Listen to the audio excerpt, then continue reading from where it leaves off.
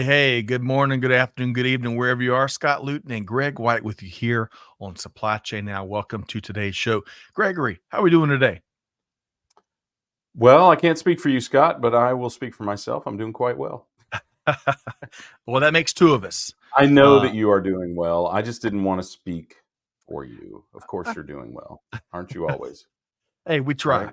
We try. Steady Eddie, as I've been called a time or two, perhaps. But I'm doing even better because we've got an outstanding conversation teed up, Greg. Really enjoyed the pre-show with our Yeah. panel and the whole gang here. And today, folks, you're in for a treat because I bet a ton of business leaders out there, Greg, would love to transform inventory into a big old pile of ready money. And hey, Greg, if it applied to content inventory, sign us up, right? Uh, Right. so Right. so if that You had me at money. if that appeals to you folks, you're in the right place because not only are we going to be sharing actual insights and expertise on how to do just that, get a pile of ready money from your inventory of your own, but we're going to be featuring Greg, an organization that's done it, right? Yeah. I'm looking forward to it. Big, big organization that's done it. That is right. So stay tuned, folks, because they're going to be sharing some key tips and best practices and some tools and been there, done that, actionable insights that you can apply in your own organization. So with that said, Greg, I'm going to welcome in our two guests here today. Evram Artigrul, Deputy Head of Corporate Logistics Department at Sumitomo Corporation of Americas, and John Ames Jr., Vice President of Business Development with Optilogic.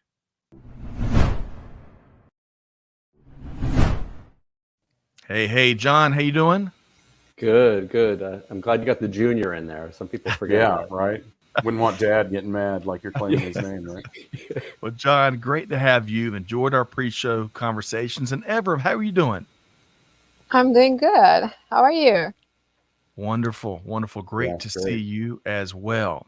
Yeah, Greg, we've welcome got aboard.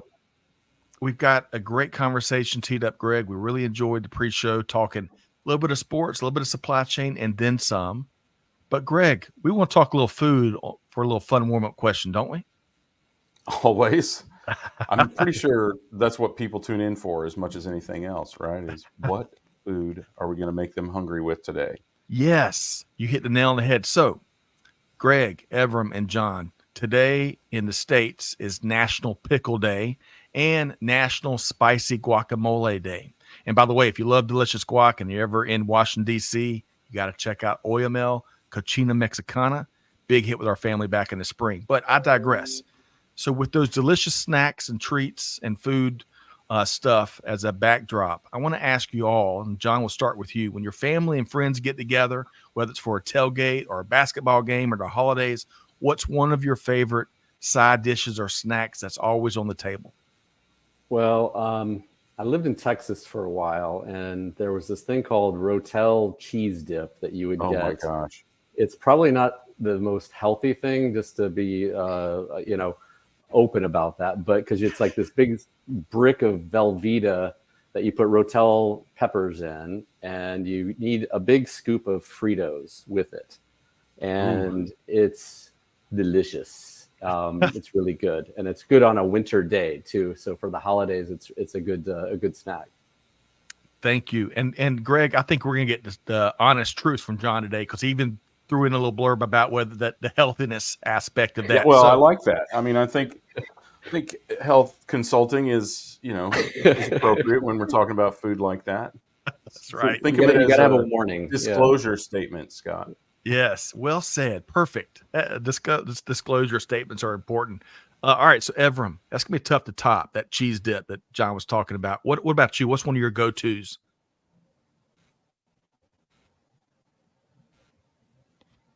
And we might have lost Evram, and Oh, we did, and Uh-oh. that happens There from we time go. to time, folks. Live internet. programming. Yeah. That's right. So our team's working fast and furiously to get Evram back. So stay tuned on that. Greg, let's close out the conversation talking foodstuffs. Your thoughts? Well, first of all, if Rotel cheese dip kills you, totally worth it. I'm just gonna Yeah. say, John, as long as you've put that disclaimer out there, it is utterly delicious, and lots of people use it lots of ways. I've seen people put it on their chili or kind of in their chili, Right. ultimately. Yeah. But it made me think when we lived in Arizona, one of our favorite restaurants had a bean dip that was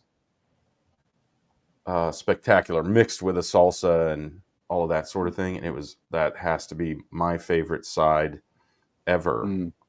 That So, sounds delicious. Yeah. And y'all can have a contest for what is probably more unhealthy. I don't know. But regardless, Greg and John, what a great start. And we're going to try to get Evram back here in just a second. By the way, Catherine says Rotel Dip was a staple at college tailgate parties. T Squared is back with us, holding down the fort on YouTube from Baltimore. And Chris, great to see you from Webster, Massachusetts via LinkedIn. Welcome to everybody, and look forward to hearing your take throughout today's conversation. Okay, while we work to get Evram back, John, I want to start with you as we get into the inventory, ready money, supply chain leadership conversation we got teed up here today. Let's start with some context. So, John, we really enjoyed previous conversations with you and the Optilogic team, but tell us, for a handful of folks who may have missed those, tell us briefly about your company and what you do there. Yeah, sure. So Optilogic is the world's leading supply chain design company. It was founded in 2018 by Don Hicks. He was the co-founder and CEO of LlamaSoft for over a decade. We had the opportunity in 2018 to redefine and build a new supply chain design technology platform from scratch, which not a lot of companies get to do. And Don put together a lot of experts that have done it before. So we're a startup in some ways, but we're really not. We started to look at building new ways of thinking of design, including things like adding risk to your optimization and simulation outcomes. It's also, looking at what happens with inventory and using AI-driven technologies, because we all use some of the old technologies in the past, and we wanted to improve upon those, not just kind of make a new product out there that's cloud native, that's using a lot of the old technologies. So we started doing that in 2018, and we have over 100 active users on our platform right now, and including a lot of Fortune 1000 companies like Sumitomo. Outstanding. Greg, they're changing how business is done. This is one of the themes I picked up there, John. Greg, your quick thoughts? Yeah, well, like so many things in supply chain, network optimization is not a new concept. It's just with the wealth of data that we have available, it can be completely reimagined, right? We talk about this with planning and a lot of other things as well. And it is sorely in need of being reimagined. I have a good friend who started a network optimization company, and they were very smart using heuristics and kind of linear algorithms and that sort of thing. And we always talked about that they really need a learning system, right? Yep. We were talking about it. This is how long we were talking about it, John. Neural networks. So we were talking about those. Yeah. I remember those. Yeah. Back barely, in my right? Logility days. And and it was funny, Greg, we were building the platform, and then the pandemic hit, and we saw a lot of these supply chains breaking. And it's like, okay, did we do something? What did we do wrong with LlamaSoft and Supply Chain Guru and that technology? And that's kind of where we see this need for improved ways of thinking about what is a good supply chain, not just focused on cost. There's a lot of these fragile supply chains out there breaking. So that's kind of how we started the building out our platform during that time. Well, welcome. Thank you, John and Greg. Evram, welcome back. Great to have you here. Thank you. So, hey, Murphy's Law is alive and well still in certainly global technology. And you rejoined at a great time. We're just kind of setting the stage, adding some helpful context on the front end. So, Evram, if you would, tell us briefly about what Sumitomo does and a little bit about your background. Sure. Sumitomo Corporation of America was established 1952. It's headquartered based in New York City. We have 9 offices in the major United city.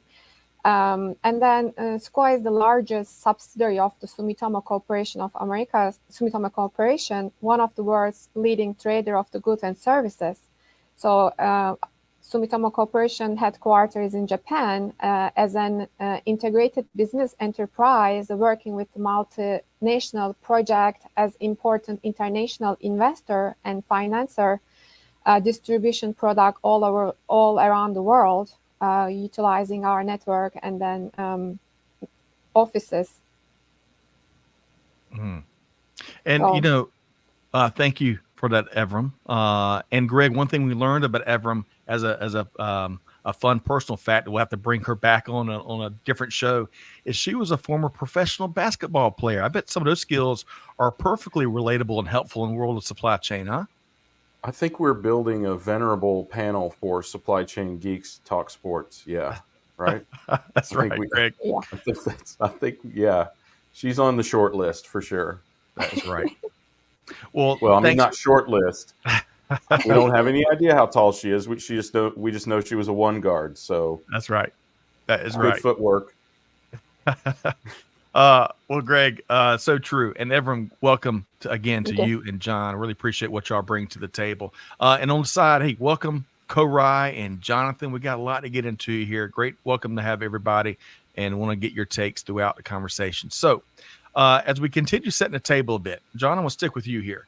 As you've got your finger on the pulse of business leaders out there in the industry, what are some of the biggest inventory challenges that you're seeing business leaders faced with out in the industry right now, John? Yeah, I kind of started talking about that with Greg, and a lot of it relates to risk and resiliency. And inventory specifically as a strategy to figure out how to be more resilient. The pandemic was one thing that occurred, but there are a lot of different things that are disrupting supply chains today. There's capacity issues, there's war, there's climate-related issues, there's strikes. And a lot of companies are looking at, not how to reduce my inventory costs per se, but use inventory as a weapon to be more resilient when a disruption happens. The other is just simply quantifying how risky their supply chains are. A lot of companies haven't really defined how risky their supply chain is, and that could be external risk, but internal risk, things like lead time, things like capacity, things like variability, and they need to figure out what's their tolerance for risk when these things happen. So I think those are two things that are out there. The other is a lot of companies that over the last few years have invested a lot in planning and visibility, but they really haven't understood how to create kind of a sandbox for, what is the best policy to feed these solutions. So a lot of times planning solutions rely on the planners to put in these policies. So what makes these policies optimal? That it's really a heuristic based approach. So how can they get their planning systems to work better to help not only with inventory, but other types of metrics that they're focused on, like cost and service. And you hear a lot about digital twins lately, or digital transformation. And I think a lot of the inventory challenges are, how do I build this end-to-end digital model that truly represents my supply chain as it relates to inventory? Because a lot of times there's these simplifying assumptions that they might have put in, or they're using spreadsheets or something that's not really implementable, and being able to tweak something and identify where you can have ready money is not just something, it's not out there for a lot of these companies. Yes. All right. You shared a lot there. Before I move over to Evram, Greg, I want to get you to weigh in really quick. He touched on a bunch of things, from risk and resiliency to risk tolerance, sandbox, implementability. I think that's a word. And of course, ready money. Greg, weigh in on what you heard there from John. Yeah, I think one of the things you have to acknowledge about supply chain is we are more and more seeing that it is an ecosystem and not a chain at all, right? It is interrelated, interdependent, right? And, one thing affects another, right? The butterfly effect is alive and well in supply chain. And the the other thing that I think John addressed early on was this notion that supply chain is a cost-saving exercise. It's really not. It's a risk balancing exercise, and cost is one of those risks, obviously a very important one of those risks, but so is resiliency, right? So is speed. So are ethics these days, finally. And I think we have to address all of those in union, not individually. So, whether you're talking about optimizing, I think somebody mentioned network optimization and flow, whether you're optimizing flow or you're optimizing inventory levels or you're optimizing service of inventory, all of those things are interrelated and, impossible to extract from any of the others. Well said, Greg. Appreciate that. All right, so Evram, same question. We want to get you and John to weigh in on those inventory challenges that you're seeing out there, whether it's at Sumitomo or out in the industry. Mm-hmm. Yeah, so I think that you guys well pointed out all the highlighted topics in here. But in the current Sumitomo business landscape of our global supply chain, is business are made international network of supplier and client.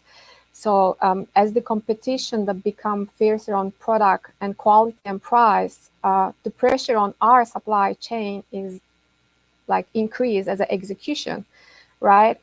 So what we see in here, the complexity of the supply chain that we have. So global supply chain shift daily, placing on a burden on our inventory planning and management operation. We can see the customer demand is constantly shifting. Keeping too much inventory could result in obsolete inventory you are unable to sell. So while keeping too little could leave you unable to fulfill your customer order. So it's important for us to order strategy for core items. So the complexity of the supply chain is also due all the human us, right? So interacting with each other over the long distance with different tool, different capability, different information can lead to confirmation bias. We also see in that a lot of gut feeling into the decision-making point. We also capturing those things while we are daily business operation. But more importantly, even if the business leaders strive to align with their team, so each actor is pursuing its own objective, so often resulting in divergent action because everybody focus on their objective, finish daily work, not to see the big picture, step back in, look at what future may look like. Nobody have time to do that. They want to finish on daily work and solve the daily problem. So we see that as a one of our challenge for inventory. Thank you, Evram. No one's got time for that. I love how you threw that in there, Evram. Greg, I'm going to get you a quick comment. The other thing that she mentioned, pressure is up, complexity is up, price is up, change is up, inventory in some cases is up. Greg, your thoughts? Awareness is up. I mean, there's nowhere to hide now, right? Before the great toilet paper shortage of 2020, nobody knew what Sumitomo even did, right? Or how they interrelated. They didn't know how Clorox or Charmin interrelated with Walmart or with what is it called? Costco. I want to still call it Price Club, right? Or their local grocer. But when things ran out, everybody learned about the supply chain really, really quickly. And that is the most important thing, is whoever your consumer is, whether they're an end consumer or a production consumer or whatever, they know how the supply chain works now, and there is nowhere to hide. So all of those complexities have always existed, right? Now it's just that everyone, even the lowest forms of life, like politicians, know about them. So we have to respond appropriately, because now it's more than just cost, John, as we talked about, or even resiliency. Now your brand identity is at stake, and you have to protect that brand identity at all costs. Mm-hmm. Well, not all costs. You know what I mean? Yeah, we do. Without all cost. I thought you were going to definitely throw in a listen up there, Greg, to continue that theme, but we'll get to that later in the show, perhaps. And T Squared adds, Tyrone adds, Interrelation is also definitely up. Those relationships, those critical relationships out there that help make industry happen. Great point, Tyrone. Okay, so John, circling back to you as we move right along. Continuing focused on inventory. I want to start with a little bit of history. Why do decades-old inventory optimization methods tend to fail, John? Yeah, and I go back a ways to a lot of different inventory technologies, and I think it gets back to being able to model real world variability, real world demand.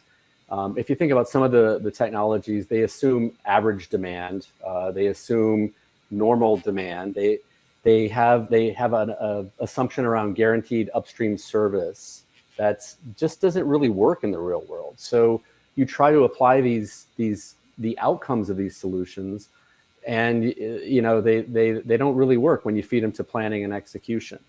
Another reason is a lot of them are focused on safety stock, but a lot of times there's production processes, there's transportation policies that are impacting work in process, in transit inventory, where safety stock's really irrelevant. I mean, a lot of times you're getting this big slug of inventory every month or every 2 weeks, and it's that process that's driving inventory pain, not safety stock. So I think part of that's that.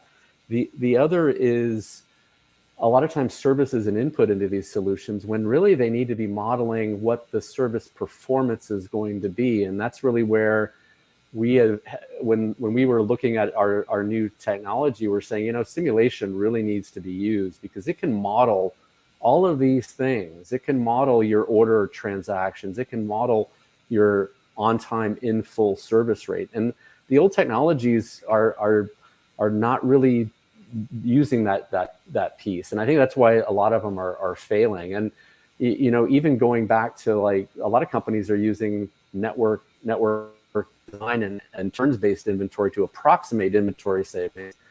And that's even more simplifying than safety stock optimization tools. Thank you, John. I'm keeping notes at home. Greg, I'm on, I think, page 7 so far, and we're only halfway through. Evram, speak to, if you would, why do not these old traditional approaches, why are they so broken and just don't work these days? Yeah, in addition to John, I totally agree with John comment in here. So I talk about the complexity, and then Greg made a great comment is the awareness, but a lot of complexity that we have is grow the inventory level. It needs more optimization. A lot of optimization we need at each different level. And then, so we have to solve those problem, inventory optimization problem. So we have only 2 methodology, like a mathematical model and then simulation. So mathematical model that we have seen so far rely on the restrictive assumptions such as normal distributed demand and then lead time, or fact all excess demand would result in a back order. So that's why the mathematical model, which is traditional old methodology, it's tend to fail. It's, as John mentioned, is averaging approach is eliminate some of the variation between the data. So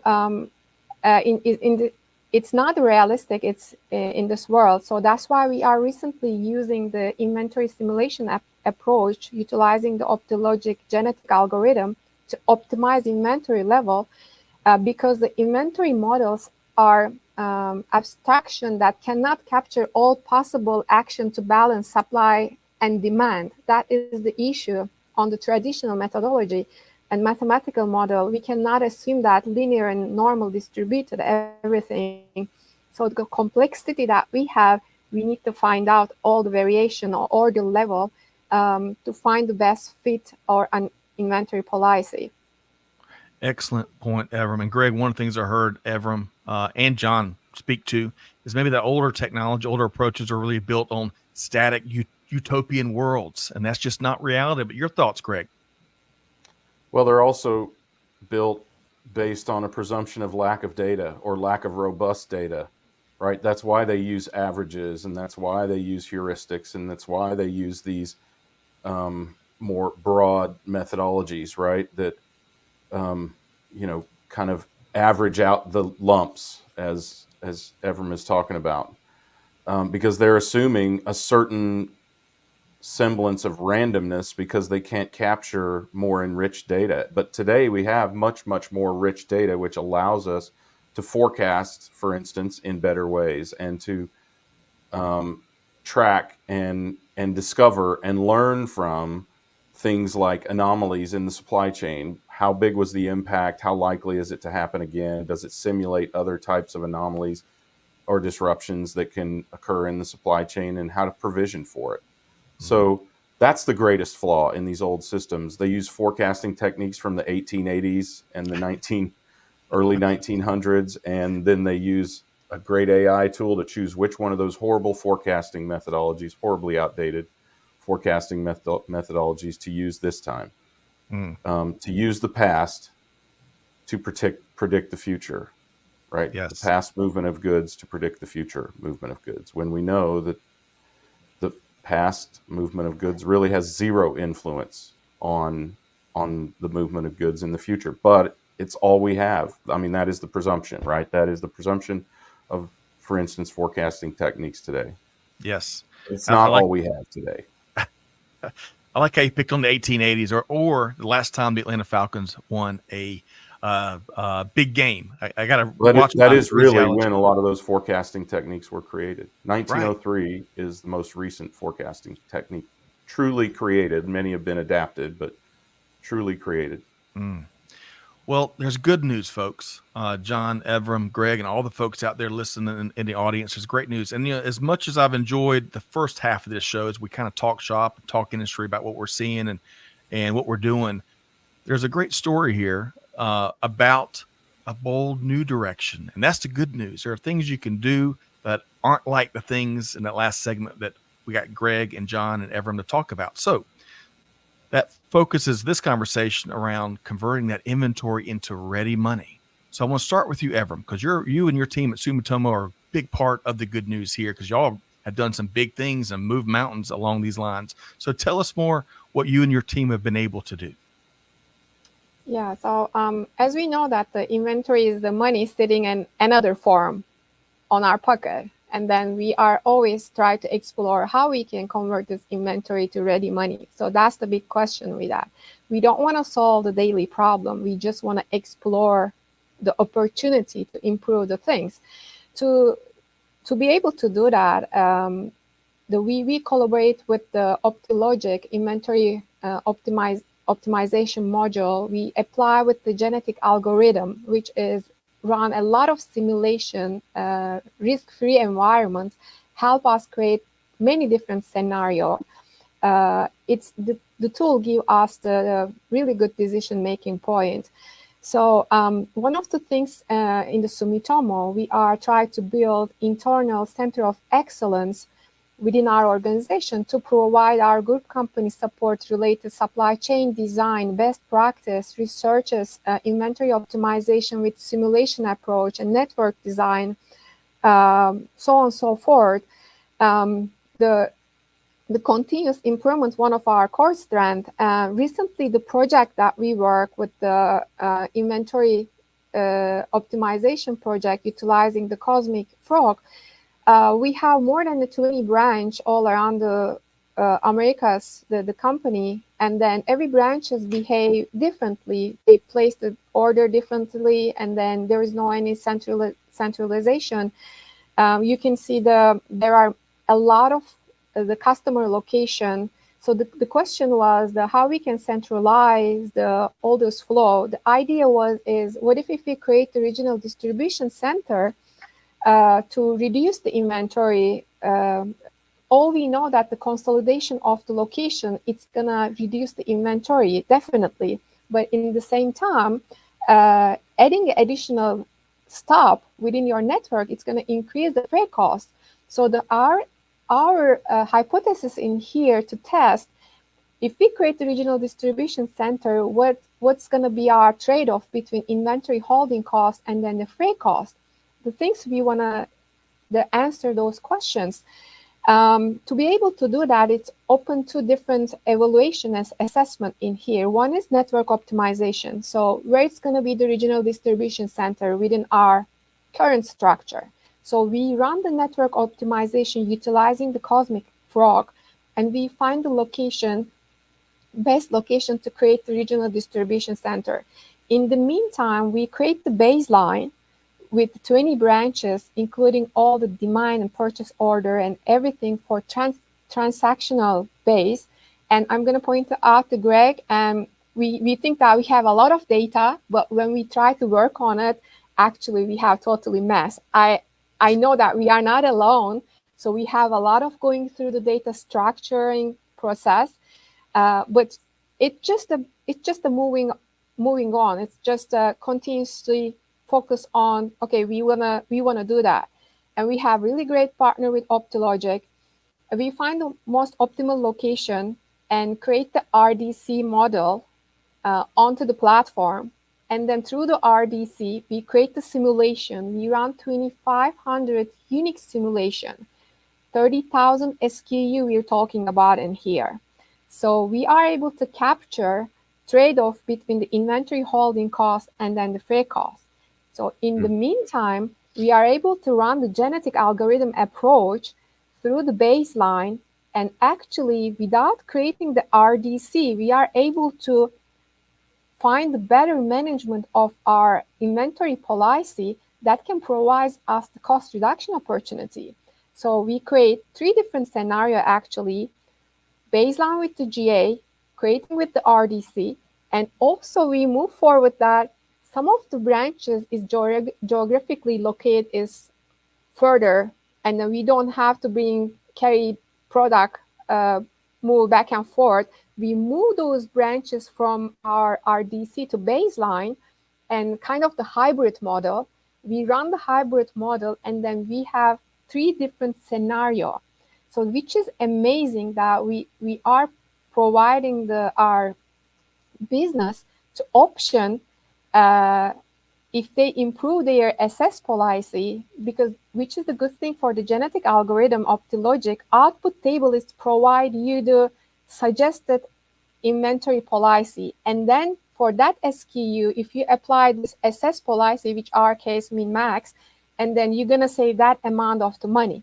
So you can go work on this, prioritize the SKU. You can move on implementation or discussion on the proof of concept, which we are moving on right now. So I was really excited about this project. We are able to use the simulation, and there is no way to old traditional methodology that we can run 25 different simulation with the transaction base and find the best fit model to test it. So that's why we are able to achieve with Optilogic. I think this is a good progress. We can share more detail if anybody wants. Outstanding. Huge practical outcomes. And I'm going to overly simplify. I'm going to get John to comment, and then Greg, I'm going to get your take on what Evram and John are describing. But in real simple terms, what I heard there, Evram, is you take all these inputs right into this Cosmic Frog platform, which we're going to touch more on back because other folks can take advantage of that. You can run through tons and tons of simulations. It'll give you a suggested path, and you can compare different scenarios. And then all of that will help you and your team arrive at a much more informed and optimal overall inventory policy. And that is, man, that's music to my ears, even if it's simplified. John, what would you add to that?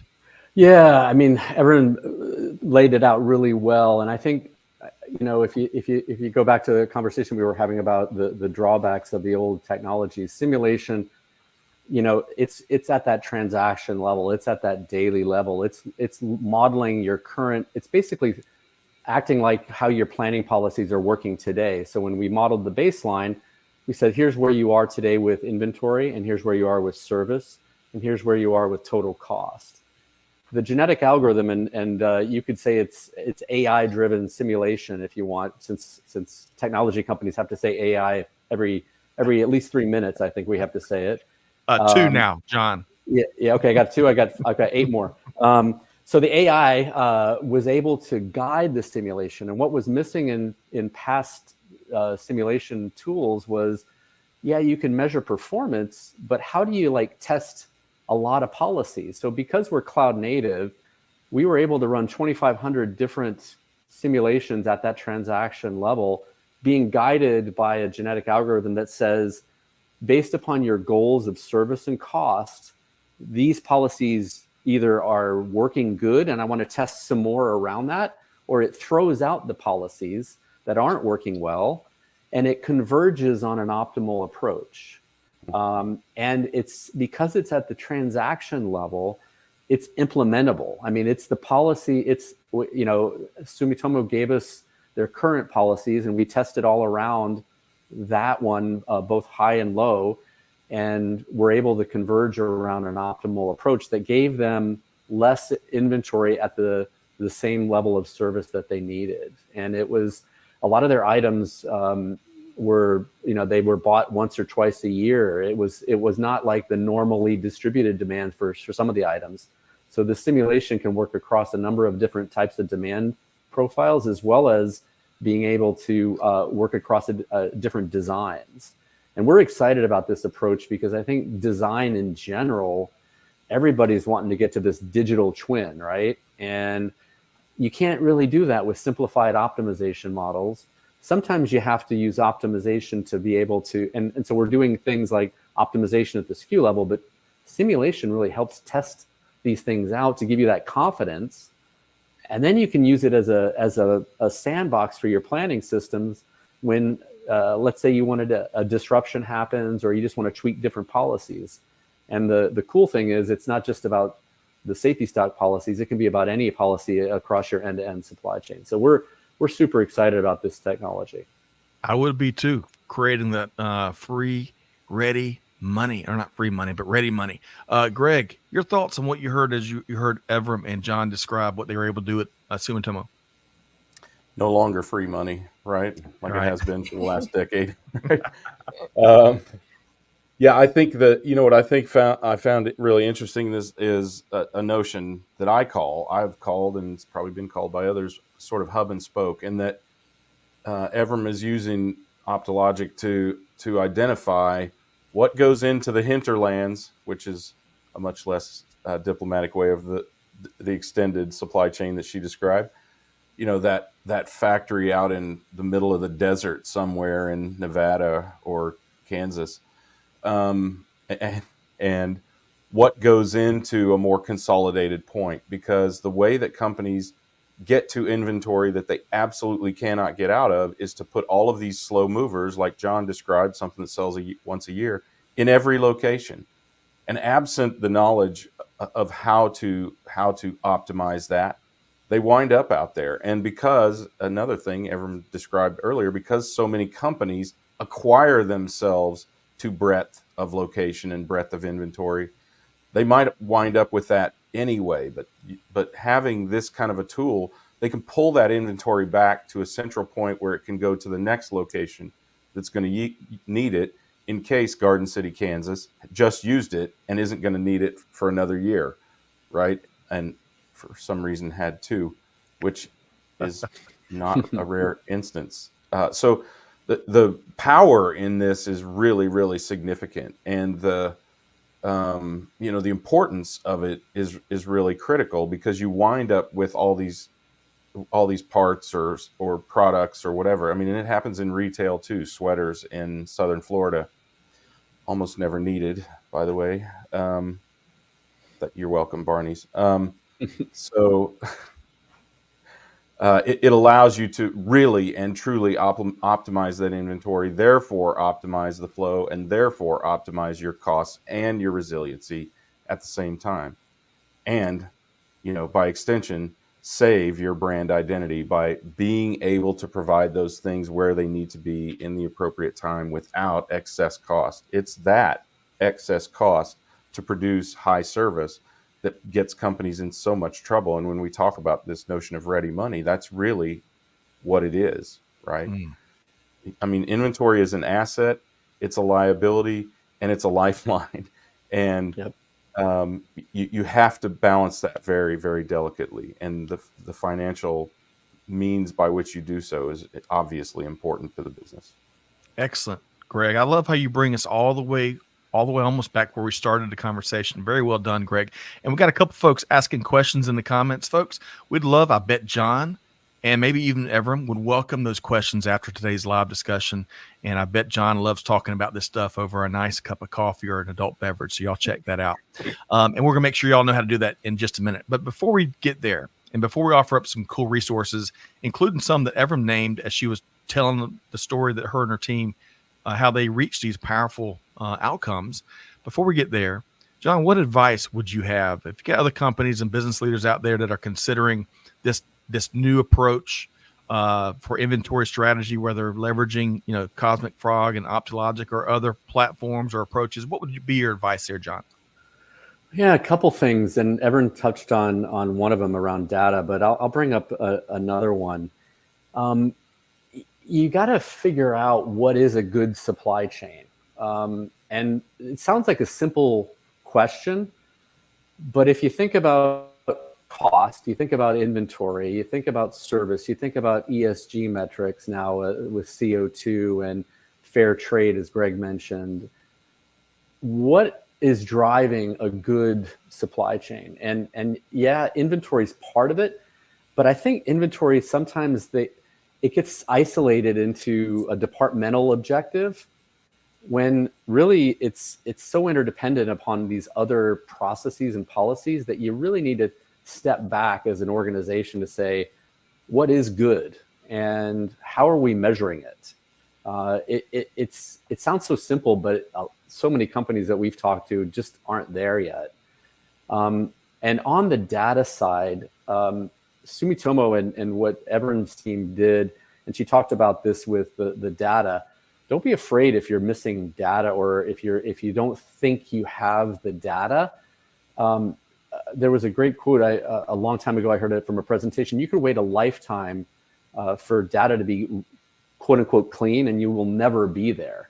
So it's doing something, and then if you find that you're missing data, make some assumptions, run these types of models with those assumptions, and then do some sensitivity around it. But don't get paralyzed into the we don't have the data thing. There's a lot of ways that you can fill the gaps and start to learn. Because if you're not doing anything and you're not digging into the data, then you're not really understanding what you need to do and perform as a company long term. I think that those would be my advice. Yes, John. That whole data point you made, that's like a classic film from the 80s, a never-ending story. It's just cycles and cycles and cycles. Sylvia says, and great to see you, Sylvia, we need a more holistic approach to any supply chain. Excellent point, John. I agree, Sylvia. Okay, so Evram, same question for business leaders out there considering this good news approach, we'll call it, where you get much better results. What would your advice be, Evram? I think that on our side, one of the most significant reasons that company fail to act, they feel overwhelmed. So we did as well. So what we need to do? How are we going to start? Where should we start? We just need to break down the task into the bite-sized pieces, and which we believe that lead to tomorrow's success. And then my advice actually is focus on the opportunity rather than the problem, because day to day we always focus on fix the problem. But of course we need to fix the problem. We must not sweep under the rug, but solving the problem is necessary, but it doesn't produce the results, right? I think that exploring the opportunity is producing the result. That's why our approach to exploring the opportunity, that find a better way to improve, that's produced the result for us. So I think the way our thinking needs to be changed slightly to look for the opportunity rather than the fixing the problem. So this is my suggestions, and then I believe that it's going to be on the right path if you think that way. Evram, I love that. What a great t-shirtism, because it's not good enough just to put out the fire. And so to quote, and we'll get this right, focus on the opportunity, not just the problem. Well said, Evram. Greg, okay, this isn't your key takeaway. We'll get to that in a second. But on the advice that John and Evram just offered up, your thoughts there? I have to double down on the imperfect data. The solution is it's being attacked somehow in many, many cases, and often with iterative knowledge of a human being or ragtag data in a spreadsheet. Figure out where the human being is intervening. Figure out if that's because of lack of data or imperfect data or whatever, and then simulate that. Right? I mean, if you simulate the methodology that's being used today by the human, then the solution is being at least approached with lack of data. You can do at least that well with it, and if you have a system that learns throughout that process, then it learns what data, or you learn what data is needed. You make that the next stage of the solution. I think too many times when we implement technology, there's this paradox where we go, technology's in, problem solved, right? But it almost never works that way, and I think we know that intuitively, but instinctively, whatever we believe and maybe want to believe, this paradox that you plug in technologies and the problem's solved. So just recognize that it's going to take stages, that it will be better than it was before, but it may not be complete. And yeah, I love don't let lack of data or imperfect data intimidate you. Agreed, Greg. Agreed. And by the way, Korak Jose loves your comments as well, Evram. Great session, folks. He loves the name Cosmic Frog. Technology needs to make life easier, more effective, and add value. And that focus on the opportunity. He's going to be like the rest of us, and we're going to steal that from you, Evram. We might owe you some royalties or something from some of your wisdom you brought here. You and John both, for that matter. Okay, so let's do this. As we kind of start to wind down our time, we got a couple resources we're going to share in just a minute. We also have Greg's patented key takeaway in just a second. But Evram and John, I'm sure folks across our global listing audience are going to want to connect with you, compare notes, talk shop, maybe even get some basketball pointers. Evram, who knows? So how can folks connect with you, Evram? What's the best way? LinkedIn. You can reach me out to LinkedIn, Evram Artegro. It's just that easy. And we're going to drop, I think, the link to your LinkedIn there in the chat. So thank you for sharing. And congrats on all the growth and success you and the team have had, Evram. That is a ton of hard work and tough decisions that go into that. But, man, the outcomes have been impressive here today. All right, so, John, how can folks connect with you and the Optilogic team? I could say send a postcard, but I don't think that'll work. But LinkedIn will be probably better. Okay, we're dropping those links there. Greg, we keep picking on the 1880s or 1903 with some of our references, huh? Yeah, or the 1980s, right? That's true. We were still sending postcards, the 1980s. You're right. Okay, resources. Folks, you're going to really get a kick out of a couple of resources here. We got two of them from the Optilogic team. The first one is this neat guide, 4 ways to crush service failures and improve profitability with inventory strategy design. We're dropping the link to that there in the chat, so check that out. And also, you heard from Evram and a couple folks in the comments. She referenced Cosmic Frog. So John and the Optilogic team are offering up a free trial of Cosmic Frog, a powerful cloud-based platform that will allow you to start designing supply chain models today. And going through those, I think by my count, and don't trust my math, but I think I heard 2,500 simulations. All right, so check out tools like that Cosmic Frog. We got a link to that there in the comments. Really nice gesture there, John. Okay. So, Greg, before we thank our guests and, of course, the audience for being here and all they added, and of course, we want to encourage folks to connect with our guests and check out those resources. But what was one of your favorite things you heard here today in this conversation? Cosmic Frog. It has to be way in the heck up there, honestly. But, yeah, I think it is. I think it is the hope that regardless of whether your data is robust or rudimentary, or whether it's highly available or it's missing, or whether it's perfect or imperfect, that there is hope, right? You can still improve your business. And I think also that I have seen what this type of network optimization does, and it is dramatic. It is unbelievably dramatic impact on a supply chain, especially a far-flung supply chain, and especially supply chains with a lot of highly expensive and or slower moving goods in it. The impact is just incredible, and the solution, the methodology that Evram described that they used at Sumitomo is extremely impactful and probably well within the capabilities of some semblance of your supply chain that exists today, right?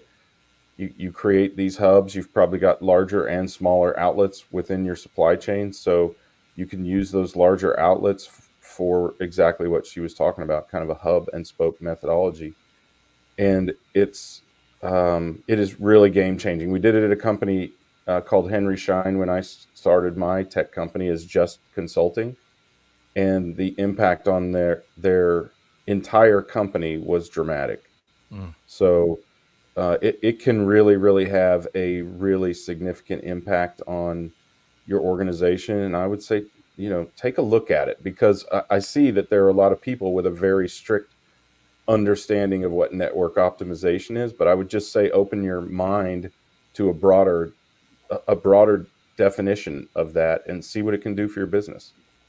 Well said, Greg. Focus on an opportunity and not the problems, as Evram said earlier. So well said, Greg. Okay, so folks, before it might have been in the pre-show, I think John called Evram a playmaker. Well, Evram Artegral with Sumitomo Corporation of America is not only are you a playmaker on the basketball court, but you're clearly a playmaker in global supply chain. So thanks for being here today. Thank you very much. You bet. And of course, John Ames Jr. with Optilogic. Really appreciate not only your sense of humor, but all your expertise y'all dropped here today. And of course, those resources that hopefully folks take Greg's advice and open that mind and check them out. See the power they can bring to the table. So, John, thanks for being here today. I enjoyed it. Thanks, Scott. Thanks, Greg. And thanks, everyone, too. Thank you. Thank you So, all. Greg, great panel. Thank you, John. Thank you, Evram. Greg, always a pleasure to knock out these conversations with you. Likewise. To all y'all tuned, I know we couldn't get everybody's comments and a couple of questions. Please reach out to our guests. I'm sure they will lean into a conversation to compare notes and talk business, talk shop afterwards. Thanks for being here, though, most importantly. But now we got to challenge y'all, just along the lines of what Greg shared, right? Take something that Evram and John or Greg shared here today and put it into practice. Deeds, not words. Your team's waiting, begging for you to do things differently, right? They want to perform. Let's equip them with the tools and leadership to get them to lead the organization in the right direction and enable and empower them to be more successful. So with that said, Scott Luton challenging you to do good, to give forward, and to be the change that's needed. And we'll see you next time right back here at Supply Chain Now. Thanks, everybody.